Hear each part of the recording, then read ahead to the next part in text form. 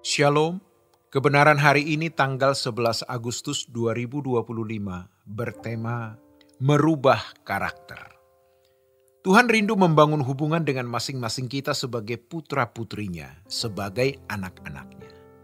Kesadaran ini seharusnya menjadi kekuatan bagi kita, bahwa setiap kita benar-benar berharga di mata Allah. Semuanya itu merupakan bagian dari rancangannya. Allah ingin memiliki relasi dengan setiap insan. Oleh karena itu, tidak cukup hanya dengan datang ke gereja. Kita harus menjumpai Tuhan setiap hari. Jangan sampai kita tidak menyediakan waktu untuk menjumpai Tuhan. Dari 24 jam yang kita miliki dalam satu hari, apa sulitnya meluangkan 30 menit? 30 menit yang menyelamatkan kekekalan kita. Jika kita tidak melakukannya, maka kita tidak akan pernah sungguh-sungguh mengerti bahwa Allah itu ada, bahwa Dia hidup. Kita hanya akan berfantasi tentang Tuhan tanpa benar-benar mengalami perjumpaan dengannya. Setiap orang harus memiliki hubungan istimewa, hubungan pribadi yang khusus dengan Allah, menemukan frekuensi itu hingga kita bisa bermesraan dengan Tuhan. Jika Tuhan mampu menciptakan hubungan istimewa antara pria dan wanita, maka Tuhan juga mampu membangun hubungan yang istimewa antara Dia dan kita. Dalam Mazmur pasal 73 ayat 25-26 tertulis, "Siapa gerangan ada padaku di sorga selain Engkau? Selain Engkau tidak ada yang kuingini di bumi." Ketika di dunia ini kita memiliki banyak pilihan, namun kita tetap memilih Tuhan. Jangan sampai kita baru berkata, "Ya Tuhan, hanya Engkau yang kuingini," ketika kita telah meninggal. Padahal semasa hidup di dunia kita tidak menghargai Tuhan.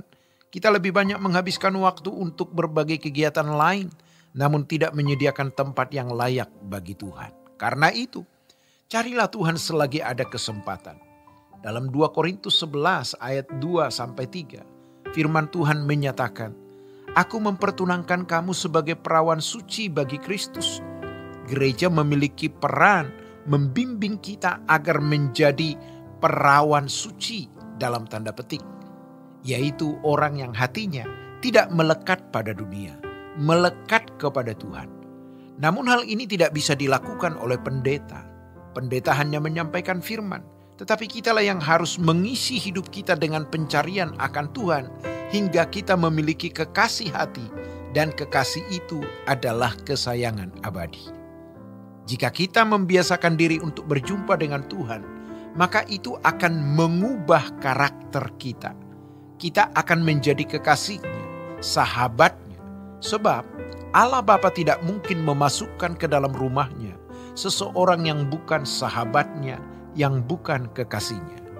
Namun realitas ini seringkali menggelisahkan karena pengaruh dunia begitu kuat. Jika kita tidak bersikap keras terhadap diri sendiri, maka dunia yang akan menekan kita dengan keras.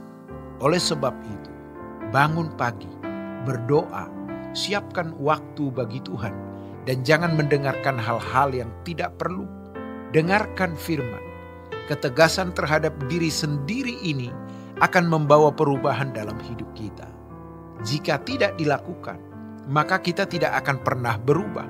Kita akan terus merasa asing terhadap Tuhan. Sekalipun kita rajin ke gereja, tetapi jika kita tidak memiliki hubungan eksklusif dengan Tuhan, maka kita belum menemukan hubungan asmara dengannya. Kita belum mengerti apa artinya bercinta dengan Tuhan. Dan hal ini akan sangat kita sesali di kemudian hari. Kita perlu bersyukur jika mendapat teguran semacam ini. Sebab ini adalah teguran yang sungguh-sungguh membawa kita kepada keselamatan. Bukan sekedar menggerakkan kita untuk melakukan kegiatan-kegiatan gerejawi semata. Memang ironis, banyak gereja tidak berjalan dengan baik atau benar, sehingga tidak sedikit orang mencurigai bahkan menjauhi gereja.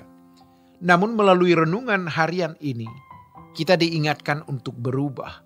Kitalah yang harus mengambil tanggung jawab untuk mengubah diri kita sendiri.